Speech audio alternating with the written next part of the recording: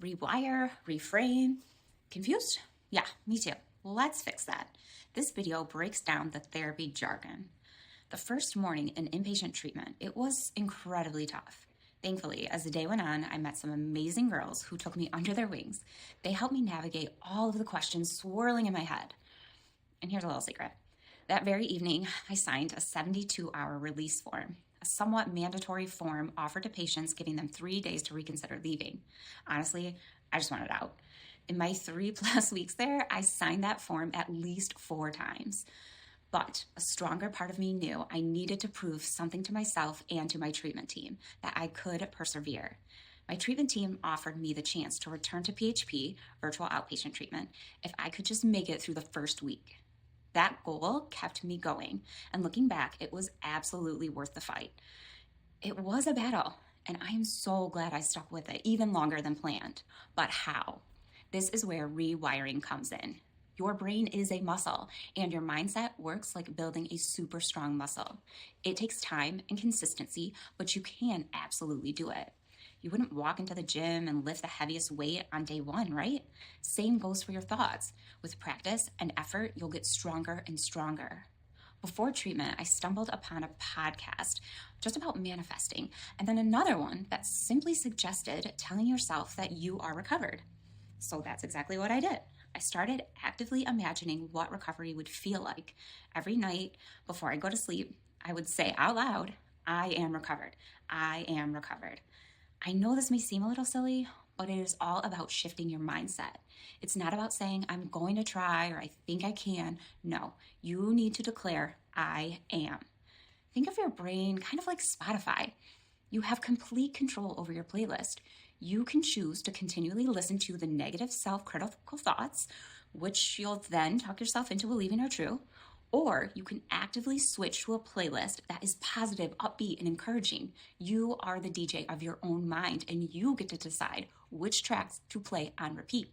Once you start practicing this retraining, aka rewiring, use positive thinking. It will shift your mindset. Let's dive into some more strategies. Okay, here is the honest to goodness secret that did help me. I just kept repeating to myself, if I'm not anorexic anymore, things could actually be better. I know it's not groundbreaking advice, but it's what truly kept me going. In the beginning, I just told myself, just try recovery. Do all the things they say, and if it's awful, if I hate it, I can always go back to restricting. I have never fully committed to getting better, and this is my shot. My job situation allowed it. I was deeply unhappy, and I knew this was my moment. I had to take it. When I was in treatment, whether it was inpatient or PHP, I had to push myself, like really push. Eat that last bite, resist those old urges, and literally say to myself, this is it. I'm not going through this again. This is my chance right now, and I'm going to do this. Honestly, after 26 years with anorexia, I never thought I'd even want to get better. I thought this was just my story. But looking back, huge regret. I wish I had asked for help sooner. And this mental retraining absolutely applies to food and exercise. I remember crying a few times over the sheer amount of food I had to eat, but I would just repeat to myself, I am eating this, I don't have a choice. So every time you do not want to eat that last bite, or you want to skip that yolk, or your head and your body are just screaming at you to burn those calories, that is the moment that you need to firmly tell yourself, I am recovered, I am doing this. And get this, another huge motivator for me was just feeling good again. I was so done with the constant dragging all day, every day exhaustion. You know what I mean. Suddenly I had so much more energy. Even though my body was still healing, I could actually clean the bathroom without feeling like I'd run a marathon. And the crazy, most amazing thing, I wanted to be around people again.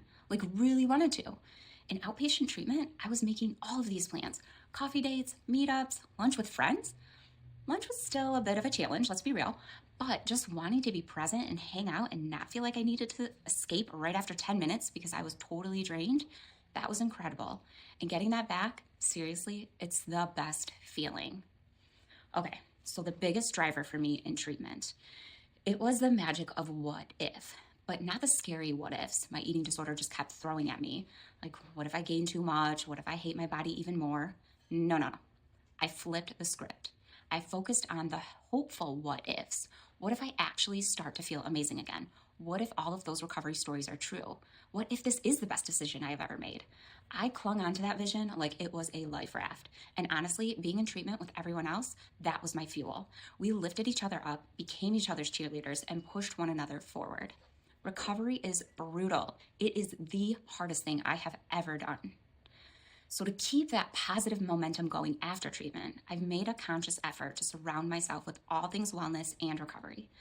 I keep books on personal growth and recovery within easy reach. They're both in my bedroom, in my living room, and I also make it a point to listen to new podcasts daily that not only discuss recovery, but also overall wellness and health. These small, consistent actions help me stay focused and serve as a reminder that I am recovered. So if you're sitting there feeling stuck, scared, or feel like recovery is just too much, I see you. But hear me when I say that you can do this. I'm in quasi-recovery, and I have never felt better. Life is opening up in ways I never thought possible, and you can feel like this too. Choose recovery like your life depends on it, because it does. Don't wait for the right time. The time is now. And if you need more guidance, check out my videos on what to expect in treatment. They'll help you feel prepared and ready to take that next step. You've got this. Thank you so much for watching today.